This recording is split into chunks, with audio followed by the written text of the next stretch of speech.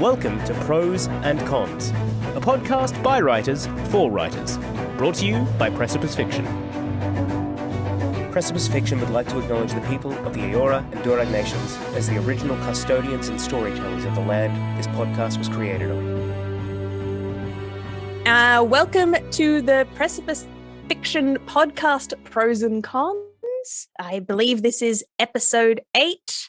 I would like to acknowledge that I am zooming in this morning from the land of the Darug people and would like to pay my respects. I am Ali Burnham, and joining us today is Alex Eldridge.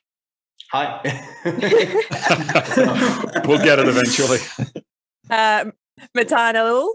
Hey there. Paddy Boylan. Howdy. And James Healy. Today's topic, I was going to trot out one of my party tricks where I love to talk about the neuroscience behind creativity. So far to date on our podcast, we've talked a lot about craft, ideas, and basically, the nuts and bolts of writing. But today was our chance to talk a little bit more about the intangible side of writing, when the magic happens, how tips and tricks to get motivated, how people get into the zone, that kind of thing. Before we dive into it, I wanted to do the round the table thing of what everyone's been reading or writing at the moment. And I will jump in first because last night I finally watched the newest Evangelion movie. It's formally called like 3.0 plus 1.0 thrice upon a time. They made another one? When did this come out? Maybe like a year and a half, like October last year. They just can't stop remaking that ending, can they? Yep. No, that's the point of the franchise at this point. And it's the highest grossing movie in Japan ever, because Japan can't get enough of this like self-flagellation that is Evangelion.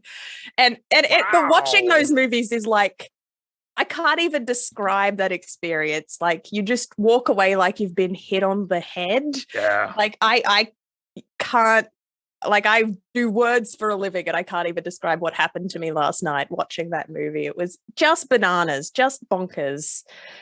And it's even funnier when you know, like, the meta narrative of what Hideki Anno is doing behind it. Like, he just wants to punish his audience. Every time they have an expectation and want him to do something, he's like, I will go out of my way to do the opposite. And all the fandom's like, yes, please. It's a bizarre franchise, but I love it so much. Punish his audience in Shinji. Can I ask, what is this? And for anyone listening who doesn't know what this is? So even Neon Genesis Evangelion has been around for couple of decades. It's a powerhouse anime franchise, famous for big fighting robots, but it's not really. It's also kind of about puberty and like Jewish history.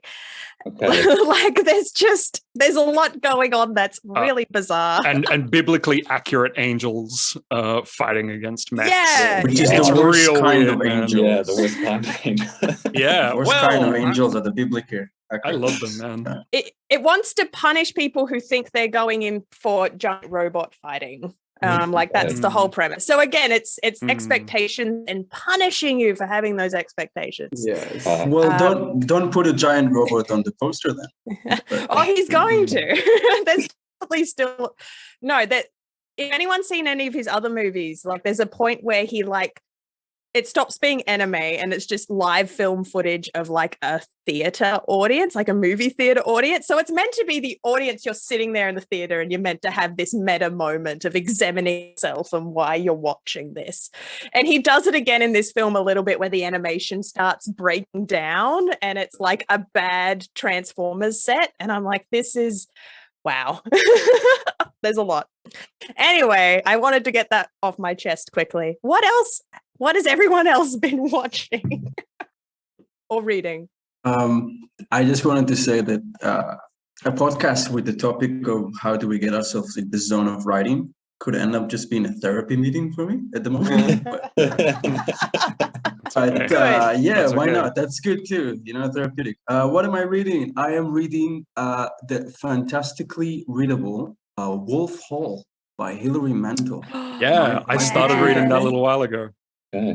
And Pretty sure I've it got was that on waiting the for shelf. Yeah, it was waiting for me for like 2 months because I was plowing through Charles Dickens's A Tale of Two Cities, which I enjoyed, but did take me a while to get through. It's beautiful but very dense, A Tale of Two Cities. Anyway, I just chewed like I think 70 pages last night of Wolf Hall, and considering I was very tired, that's quite the achievement. Without any spoilers, highly recommended historical fiction.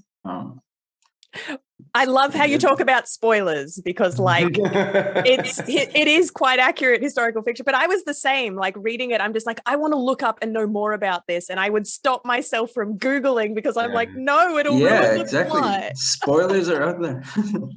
Have any of you guys seen the BBC production of it? I have. Yeah, Matan, I really recommend it. It's so good. It's really good. Yeah. It makes one bizarre character choice from the books. Who's the bizarre that I don't approve of? An implied relationship between from Cromwell's perspective and Anne. And I thought that's not in the books. And they're just, I don't know, they wanted to compete with all the other like racy BBC. They don't need to. They're BBC. They don't need to compete with anyone. They're on a different level. Exactly. But that's like my only criticism. Otherwise, I adore the 2 seasons, and for all the reasons to be mad at COVID for delaying a 3rd season. How about you, Patty? Still reading Moby Dick, which is my white whale. Playing Elden Ring, which is partly written by George R.R. Martin, so I could say it's literature. Yeah, I can say it's literature. And finally, starting on my 3rd draft. So once again, for anyone listening / watching at home, we're actually part of a writing collective. We're releasing an anthology soon, and we're up to the 3rd draft of our short stories. And I've started my 3rd, and yeah, it's definitely tighter than it was. I'm absolutely sick of this story. I never want to read it again. But it's good that it's been through this crucible because, yeah, it's in a better place. I haven't been writing for a long time, and it's actually been great to get back into it. I've really, really missed it. So then I'm going to gear up for continuing on my book. Yeah, no, I want to respond to that because I am also still reading, listening Moby Dick, and I got up to the bit where Queequeg saves the guy who fell into the whale's head that falls into the ocean, and I just loved that. Well, spoilers. But it was like, it was such, there's whales involved and the ocean's involved.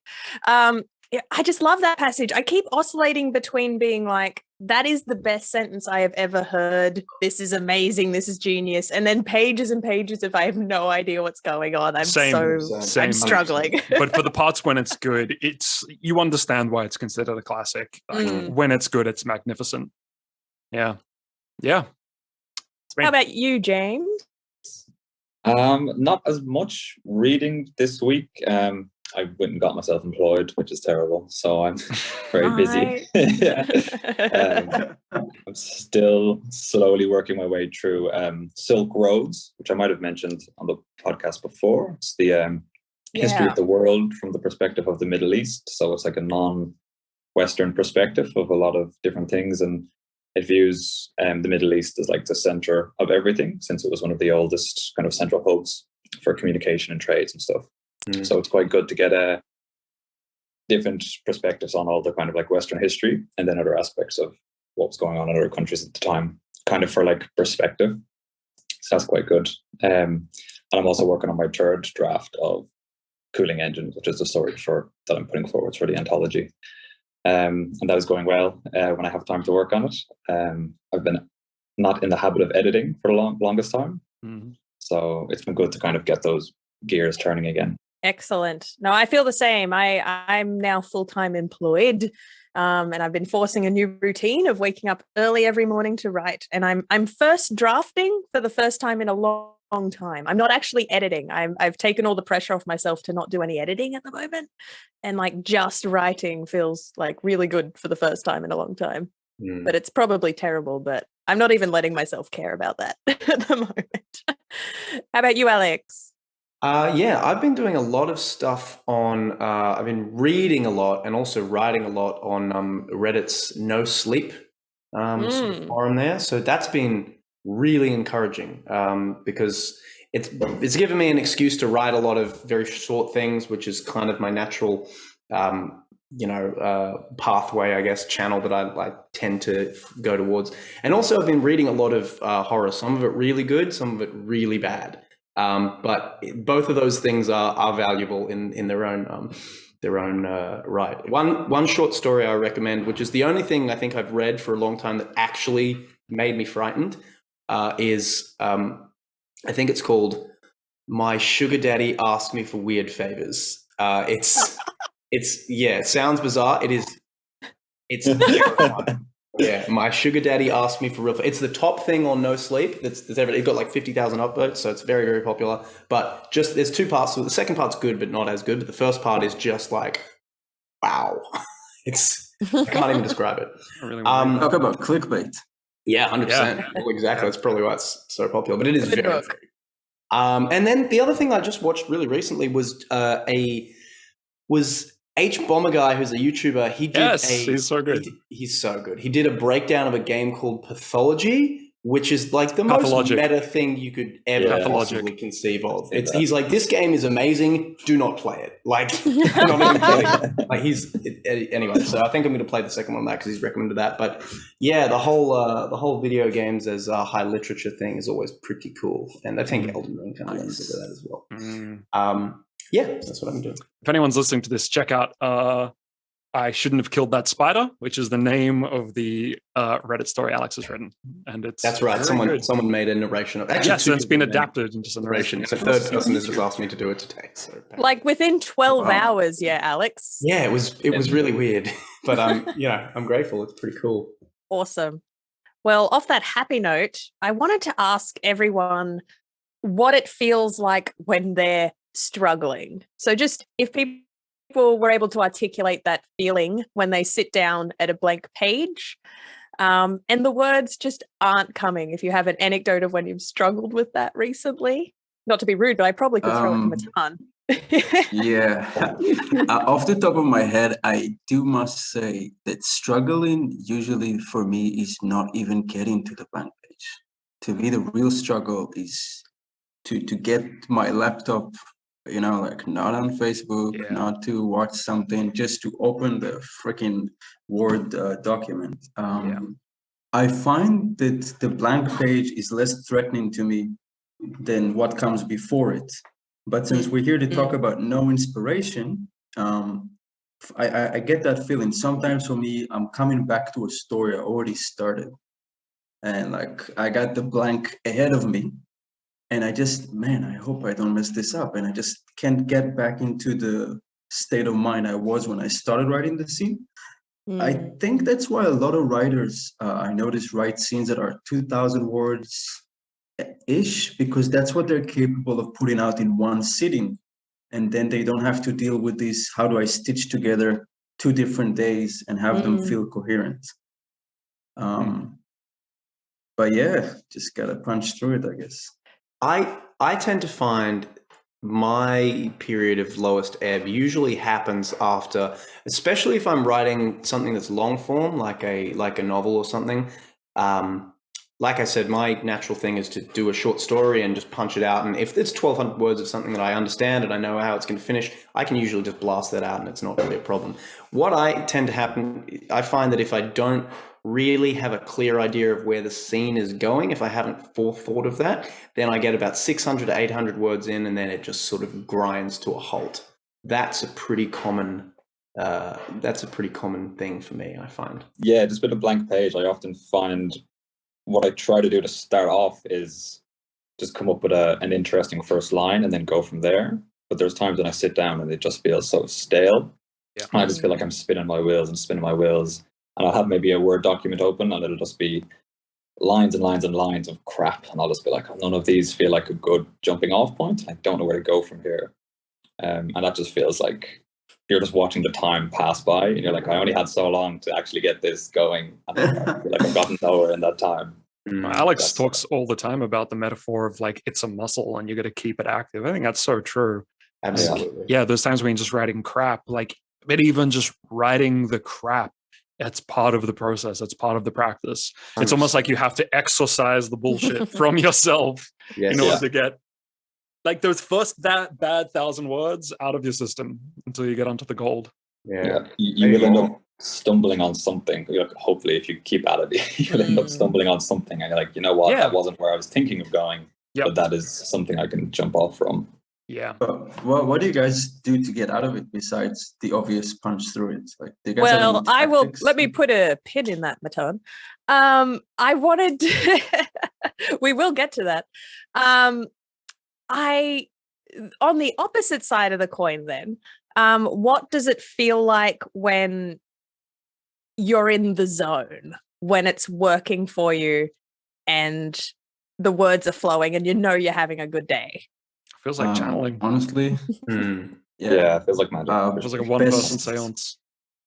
Best feeling in the world. I mean, I don't know how to.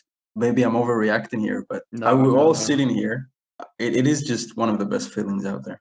Just the time just having it to work. I would say. So sorry, Paddy. After you. There's just it feels innately good. It feels like something that you don't even need to think about. Almost, it's automatic, and you know it's good. And Matan, it feels amazing. Like I know what I'm producing is good. I know that I'm able to produce it. It feels like it's coming straight out of my muscles or straight out of a deep part of my brain. That's all. I would say it feels like the story is writing itself. Totally. And you're just, for lack of a better word, the vessel for it. And your fingers are just, you're basically transcribing something. And it's funny because sometimes if you've ever tried transcribing your own story, sometimes that feeling, if you're really into it and really excited about it, is very, very similar to the one of literally dumping it out of your brain. What's transcribing here? I don't literally having something in front of you that you're writing down onto the computer. Maybe if you've written it out in hand and you're just like, it's a very similar feeling if you, in a certain sense. So maybe that says something. That's interesting. There's points when, like, if a story is going really well, that when I'm not writing, if I'm going out about my day, I'm just thinking about the next part of the story, and I kind of feel like I'm familiar enough with the characters and I'm familiar enough with the voice that I'm almost thinking in the voice of the story throughout my day, and I'm just waiting to get back to the page or back to the computer to just do the next part of the story.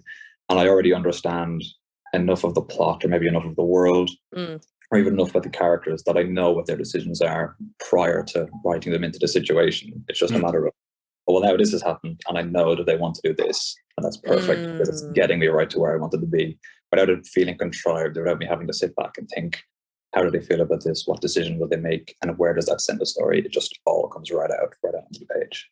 Yeah, I would like to ditto what everyone's saying about the idea of it's just happening, it's writing itself, you're just transcribing, but especially what you're saying, James, I get that a lot as well, where if I get into a really good routine of I'm writing during the day, I usually play out what happens next just before I'm going to sleep. It's almost like my own form of meditation, that I'll start just running what might happen next, and I'll fall asleep at some point during that running, and then I can wake up and it's there and I go.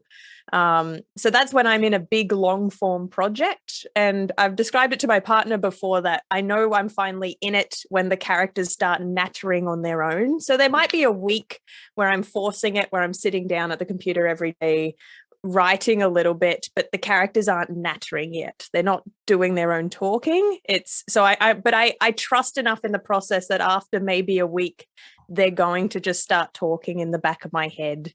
And then I will just have to exist throughout my day, just writing down small bits of dialogue and small moments until the next time I'm at my computer. No, but any of you guys, do you keep like notepads or whatever on your phone? So you just like, whatever you're doing, you immediately write down, oh, I need to put this into my book. I send emails to myself. Nice. Rarely for things I'm working on, though, oddly. Sorry? Rarely for things I'm actually working on, though. It'll just be a random thing. It'll be, oh, that's a cool character name. Yeah, I like the idea of emails. Like have a folder in your mailbox. Just not for even a folder. I just have a million emails from myself. It gets it's a bad filing system. A folder, Paddy. What do you mean? You just keep it in the inbox? My inbox is. I'm not going to talk about my inbox. It's a bad state. But yeah, I need a better. And organize your inbox. As a really That's, practical suggestion. So for a long time, I was just using phone notes, like the Notes app. But then I got really sick of like transferring them across to my computer. So I started using OneNote. I think this is a Microsoft solution, probably not a Mac solution. But it's an app on my phone that will automatically sync to my computer, so it's always there. So whether I'm editing on my computer or my phone, it's the same folder, and I find that really started streamlining what I was doing. I wanted to share some fun quotes. So I'm going to talk a little bit about the book The Neuroscience of Creativity, which is written by Nancy C. Anderson, and basically everything I'm going to quote is going to come from that book. But in that book is collected a series of quotes from famous artists throughout history when they were describing what we were describing, what it feels like when you're in the zone and it feels great. And I remember when the first time I read these, it was just really validating to be like, oh, all these other famous people are trying to articulate the same thing I feel when I'm writing. So Neil Simon says, I slip into a state that is apart from reality. I don't write consciously. It is as if the muse sits on my shoulder. Mozart says, where I am, as it were, completely in myself, entirely alone and of good cheer, say traveling in a carriage or walking after a good meal or during the night when I cannot sleep, it is on such occasions that my ideas flow best and most abundantly. Whence and how they came, I know not, nor can I force them. My subject enlarges itself, becomes methodized and defined, and in the whole, though it may be long, stands almost complete and finished in my mind, so that I can survey it, like a fine picture or a beautiful statue at a glance. Nor do I hear in my imagination the parts successively, but I hear them, as it were, all at once. What a delight this is, I cannot tell. All this inventing, this producing takes place in a pleasing, lively dream. Vygotsky says, generally speaking, the germ of a future composition comes suddenly and unexpectedly. If the soul is ready, that is to say, if the disposition of the work is there, it takes root with extraordinary force and rapidity, shoots up through the earth, puts forth branches, leaves, and finally blossoms. I cannot define the creative process in any other way than by this simile. Poincaré says, one evening, contrary to my custom, I drank black coffee and could not sleep. Ideas rose in crowds. I felt them collide until pairs interlocked, so to speak, making a stable combination.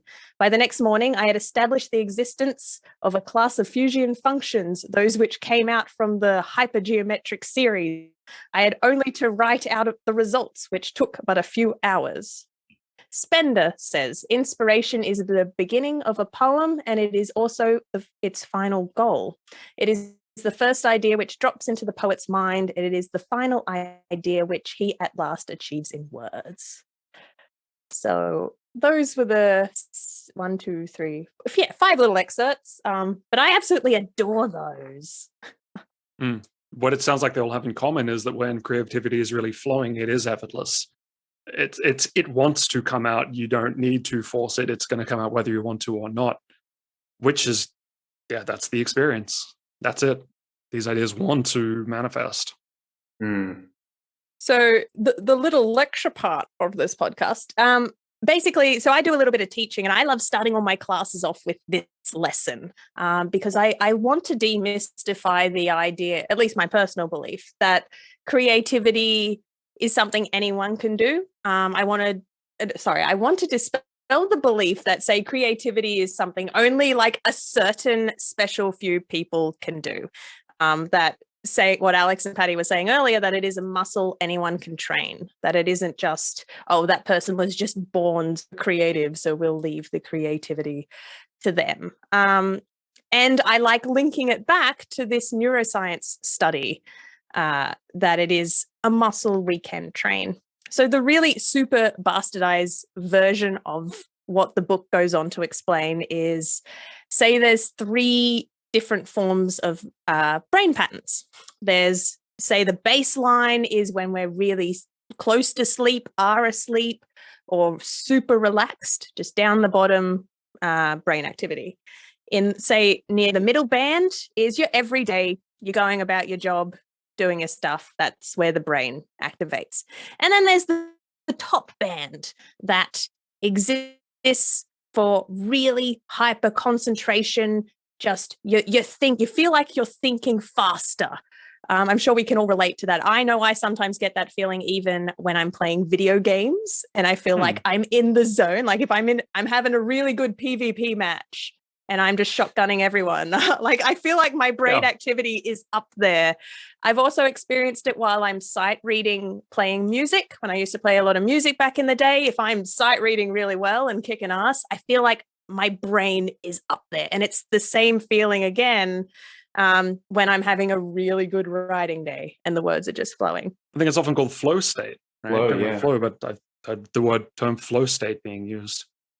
Cool. Yeah. I don't doubt it is. So what this book honed in on was this idea of, cool, if we want to train ourselves to reach this high level of thinking, how can we do it more often? So what they did is they had a whole bunch of creatives come in, they stuck the nodes on their head to just see what their brain was doing when they were being creative. And what they found was, instead of, say, going from everyday up into high creativity, their brains would do this dip down into the lower activity state before it would suddenly shoot all the way back up. And it was kind of a repeated thing they saw happening again and again and again. And that was kind of the interesting anomaly they wanted to hone in on, and like, oh, that's interesting that it seems almost easier to go from baseline to top rather than middle to top. So the idea became, well, maybe it's easier to train the muscle we can train ourselves to go down rather than training ourselves to go up, if it's easier to do this shooting up. So what it does is talk about, when do you find yourself having those ideas that come out of nowhere? And I know for me, myself, my own personal anecdotes are when I'm driving, unfortunately, is when a lot of ideas come unbidden, which is an unfortunate commentary on what my brain activity is doing while I'm driving. Apparently, it's in the lower state. But it is when you're doing that really menial labor you're not concentrating on. The other time I get ideas is just before I fall asleep. And I think a lot of creatives talk about that as well. Like, damn, why do the ideas always happen at night? Again, it's because it's your brain has done the dip down before it shoots up. And the other one for me is in the shower as well. I get ideas suddenly in the shower, which is really annoying. And when I'm doing the dishes, another really menial labor task where, the brain's not there, the brain's gone elsewhere. It's dipped down before it dips up. Can anyone else relate to that when you have menial tasks or like low energy brain tasks that are rudely interrupted by good ideas? Definitely, yeah. Anytime I'm working with my hands or I'm doing a job that is going to just take hours and it's kind of the same process over and over, the whole time just coming up with ideas, coming up with stories. And I'm like, I can't wait to get through this and be finished so I can go and find some paper or something to write all of this down on. But yeah, that's exactly when it hits, yeah. Yeah, at the gym sometimes I'll get something like that. If you're just doing something really boring, like, I don't know, swimming, like just a really repetitive activity, you'll just be like, oh, that's a thing. It used to happen to me a lot when I was working as a bartender. And for those of you who have frequented bars, one of the things we have to do is polish wine glasses, a lot of them.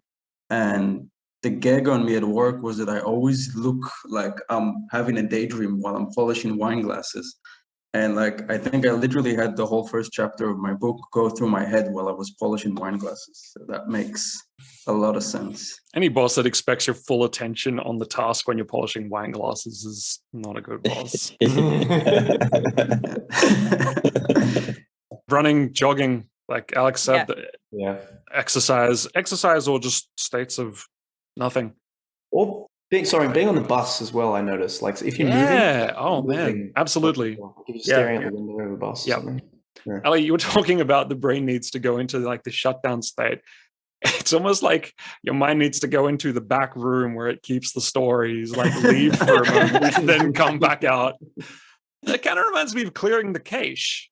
It's almost like you need like that state to be lowered and just then you can load up new processes. Yeah, 100%. I know Neil Gaiman's talked about this, and I don't think he probably hasn't read this book, but I think he's tapped into the same thought, in that he's like, you need to get bored. Yeah, That's important the advice he gives a lot of new writers. They're like, how do I go away? And he's like, go away, get bored. And I think he's accidentally describing this phenomenon of you need to go away, lower your brain activity before you can shoot it up into the zone.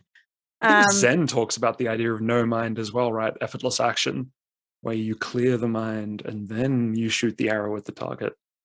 I think it's the same kind of thing. The idea of You like shoot not the arrow with the target. I meant to say at the arrow. That's how good you are. you take the target. Wow. Why not? What I'm saying. Shoot. But that's the moment when you split the arrow with the arrow. Yeah. So circling full circle back to what Matan was saying, does any of us 5 have any personal tricks and tips that we use ourselves to get into our zone? Is anyone having a moment of, oh, I've accidentally been doing that, I guess? Yeah, 100%. I mean, I'm sure we all have heaps, but I'll just rattle some off now. My thing is, if I tell myself I'm going to write, I'm going to write. Like, there will be words on the page. Like, there's no discussion. So what I do is I have a backlog of like a cache of story ideas and things, and I'll literally keep them on my phone and look at them going, that's kind of the vibe I want, and then I'll just make myself do that. And usually it's really easy. The first bit's usually pretty easy, and you'll sort of work through that. So that's a tip and trick. But honestly, I think the far greater trick, and I'm sure you guys will echo this as well, I'm just taking all the good points here, but is just the habitualness of it. Like, I know, Ali, you said you've been getting up and just writing before work. That's always, for probably a couple of years now, that's been my format. I'll just get up, and ideally the first thing I'll do is just go to write. It helps a lot if I've, like I said, have that cache or have decided in the past this is what I'm going to work on, and then it's had a chance to sort of ferment a bit. But like, I'll just write for the sake of writing something, just to keep the muscle, primed, essentially. So that's what I'd say. It sounded at first like you intimidate yourself into writing. Yeah, there's a degree of that. It's almost Like, just like there's no argument. It's like you're going to write. Strategy. Like an aggressive personal trainer in the back of your head. It's just like screaming at you. 100%. Yeah, I practically. No, I love it. I wish he was in my house all the time, intimidating me into writing. I just do that over the phone. By the way, Alex is a great motivator, jokes aside. And if anyone ever needs, even listeners, I'll give you his number at the end of the podcast. Just call him. I'm sure he's going to be very happy. His time zone is Sydney. Yeah, if you want to get yelled at. What you need, Alex, is like an answering machine that people can call, and they just get the message of you telling them to write, and you can charge for it. Yeah, exactly. And that'll be my business. Quit your day job. Jokes aside, I listen to music usually. Sometimes just close my eyes, listen to music. It got to the point where my mind associates certain projects with certain musics, usually video game soundtracks. But and if I want to keep thinking about it when I'm away from my computer, I would usually listen to the scene's soundtrack and try to take myself back to it. But I've had moments where it wouldn't come out, and I just said, okay, I'm just going to listen to music until I feel like writing. And sometimes that's 20 minutes, but it does work for me. I don't know if you guys are the same. I totally use music. I know exactly what you're talking about with like certain soundtracks evoking certain pieces. Like this previous thing I wrote, I can't play Vermintide without thinking about that story now.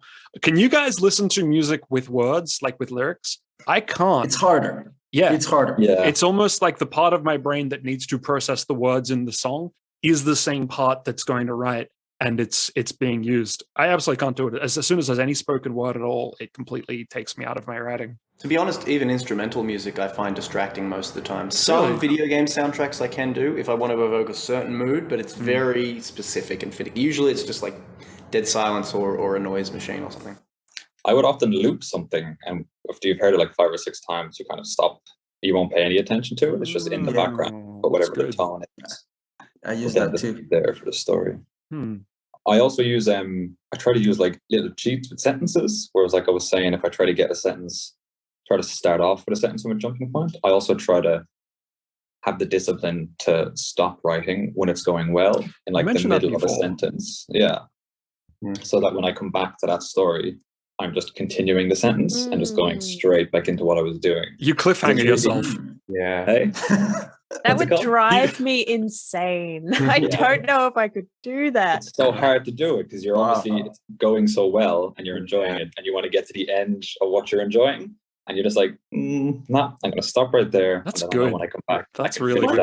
That works when you come back to it. Like, I remember having tried that once and like trying to get into it and being like, oh, well, this is not the same vibe that I had yesterday.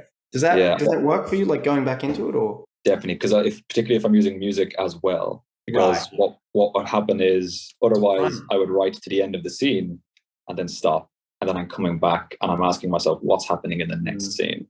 Yeah. Whereas if I stop as I'm writing, I'm coming back and continuing that scene, and then when that scene ends, I just go straight into the next scene.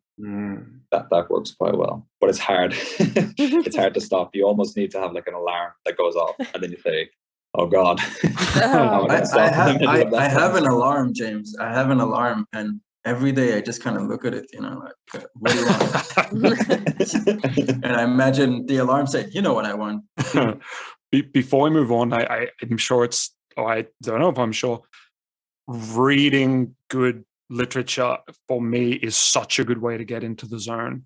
It feels almost like preloading that author's voice into your head. So when you go to write, you've got this set of language, tone, voice, like already to go. I think some of the best writing I've ever done is when I come off the tail of reading something that's tonally or maybe in terms of its language or theme similar. Same with you guys? 100%. Yeah. Absolutely. Like I was reading a bunch of Bret Easton Ellis a couple of days ago, and then I just like jumped straight into a realist style of story, and it was just like the tone wasn't exactly the same, but it was close enough that I Since a bunch of you are going through classics, do you feel like it ever kind of invades your writing? Like well, I'm cheating. Moby Dick? Yeah, I'm cheating a little bit in that I will surround myself with novels and voices that I'm trying to invoke. So precisely because I'm working on Cypress, that's why I started the Hilary Mantels, the Moby Dicks. I don't think that's cheating at all. I don't, because like nothing that's going to come out of you is going to be the same. It's always filtered through the entity that is Ali. It's always going to come out of something original. No one knows you've been reading Hilary Mantel. Yeah. Well, they do now. They do now, So I heard a teacher tell me that you shouldn't read the genre you're writing at that point. And I think her argument was to, like, don't, go too deep into the one well, like try and pick from what, the full platter that's out there and then make it your thing. But I tried that and I genuinely don't like it. I like going 100% in on whatever my thing is at that point. Yeah, 100%. Particularly if you're first drafting, I think the idea is that they don't want you to be influenced by other works, and that's why people say that. But then you'll find techniques and you'll find, I guess, like elements of the story that like cause you. They just lead to so much more inspiration that I think it's actually. I wouldn't agree with that at all. Can we just admit that all writers, since the dawn of history, are basically thieves? Okay, some better than others. Let's just put it out there. We're a bunch of thieves. I'm a thief. The ones that came before me are culture is a recombination of culture. Like no idea is original. It's all just. It's like an iPhone. We get a new iPhone every year, but it's basically the same. The camera's a different size. Good artists borrow, great artists steal. Yeah. This does actually lead nicely into the passage I did want to read as our reading for this podcast. It is straight from the book I've been talking about, The Neuroscience of Creativity. And it will talk about this idea of the brain needing to disorganize the information it's been picking up on. So I like the idea that it's stealing from the world we've been absorbing, and then it needs to disorganize before we write it, regurgitate it. I'll let the passage speak for itself. Writing a novel takes a relatively long time, at least a year or sometimes more. Most novelists have very regular habits. They typically get up and do their writing during the morning and early afternoon. They write even when they feel they have nothing to say. They have learned that otherwise they might not write at all. And much novel writing is akin to consciously generating spontaneous speech. The short-term discourse plan is there, and the sentences are created and the words are chosen on the fly, but simply at a slower pace because the motor task of writing is slower than the task of speaking. Much of this is in the domain of ordinary creativity. Most novelists have larger vocabularies than average. They have the opportunity to hone their skills through practice. When not writing, they often carry notebooks in which they jot down interesting observations to use at a later time, perhaps when they get stuck on defining a character or finding the best twist for a plot. But then there are moments, ellipses. Sometimes a new character emerges out of nowhere and becomes the nidus for an entire novel. Sometimes a wholly new idea occurs to a writer, as when Joyce decided to write in Stream of Consciousness or Tolkien conceived of Hobbits and Middle-earth. Sometimes the prose just come pouring forth from brain to fingers to keyboard to page without any conscious effort at all. Those are times when extraordinary creativity is the neural mode. Generally, this extraordinary creativity mode cannot be sustained throughout the entire long period of novel writing, but it may comprise anything from small to a significant part of it. The process seems to be inspired. It sometimes occurs when in a dreamlike state or even during sleep. This appears to be a different process from the conscious production of a stream of speech or writing. It happens far more rapidly and produces something substantial that is completely new. The associations are occurring freely. They are running unchecked, not subject to any of the reality principles that normally govern them. Initially, these associations may seem meaningless or unconnected. I would hypothesize that during the creative process, the brain begins by disorganizing, making links between shadowy forms of objects or symbols or words or remembered experiences that have not previously been linked. Out of this disorganization, self-organization eventually emerges and takes over in the brain. The result is a completely new and original thing, a mathematical function, a symphony, or a poem. We have seen from the study of rest, which is what they call the dip down, which tapped into the unconscious, that free-floating and uncensored thought, also known as primary process thought, primitive thought, or original thought, occurs when multiple regions of our highly developed human association cortex interact with one another. When this occurs, the brain is working as a self-organizing system, but in a different way. And that's the reading. Word. I love the idea of like the shadowy forms forming connections. That's absolutely how it feels. I just really like this confirmation that we do have to kind of dip down before we go up, because it really aligns with everything I've felt in my life, that like on days that I'm busy mentally, it's just so hard to get into it. And sometimes on days where I'm pretty much a couch potato, I feel so creative. I'm beginning to feel bored. I just love this confirmation that it's not, lightning strikes and, we're being gifted these ideas by some other third entity that we may name as something else. But this idea that it is just the unconscious back of our brain, the part of the brain we can't control, is working. I'm a big believer in the idea, like rumination, that if I'm stuck on a problem, sometimes the best thing I can do is just go away and do something else. And even though I'm not actively trying to solve that plot point or trying to work out why that character's doing that thing, I'm learning to trust that my brain is solving it anyway.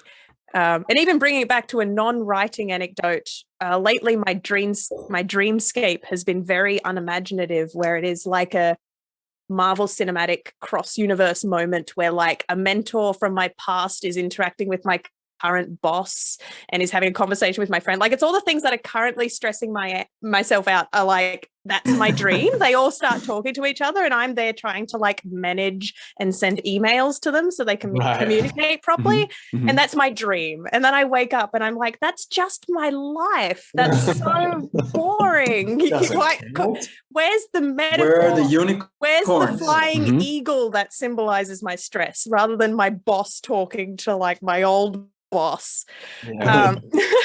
So in the sense that dreams exist so we can process all the stuff that we're not able to process during the day. Like I've learned to trust that my brain is processing my stories even when I'm not actively writing. Before we move on, I have a tale relating to that about an English scientist called Michael Faraday. I think he's also the developer of the Faraday cage. It could just be the same name. Faraday was working on the molecular structure of benzene, right? He was banging his head against the wall about this. What the hell is the structure of benzene? He couldn't work it out. And I think this was in the middle 20th century or maybe earlier, where a lot of, when was it? 1825. And one night he has this dream where this really intensely vivid image of a serpent eating its own tail was like burning its way into his mind, like in a way that felt like this is symbolic, this is important, like this ring shape. And then he wakes up and he's like, oh my God, benzene's a ring. And he goes and he tests his idea. And yeah, that's exactly it. Benzene is a ring-shaped molecule. And it came to him in a really profound dream. It's just one story, but I totally think that, when you're sleeping, dreaming, all those background thoughts, there's number crunching happening in the background. There's always processing to work. I must say my dreams are underperforming. They have solved zero problems in my life. I don't know if I can change them for better dreams. Who do I talk to? But Michael Faraday. Like zero success rate for my dreams. They made things worse. They never improved mine. I think it was a one-off zinger of a dream, but I haven't had any really profound ones either. So pretty with rare. a grain of salt. Pretty rare for sure. We're nearing the end of our podcast. Did anyone want to jump in with any quotes for this week?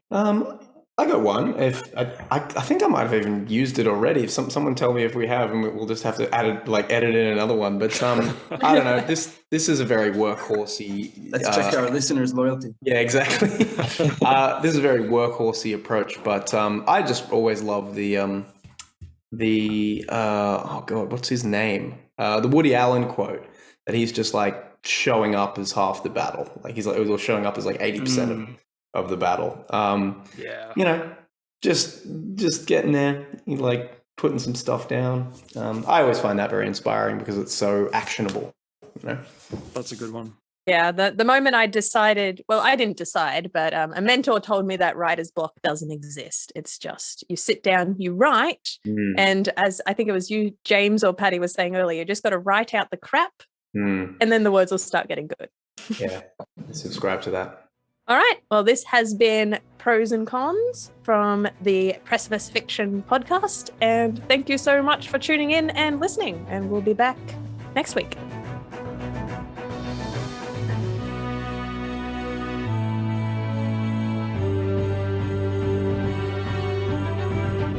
You're listening to Pros and Cons, the Precipice Fiction podcast.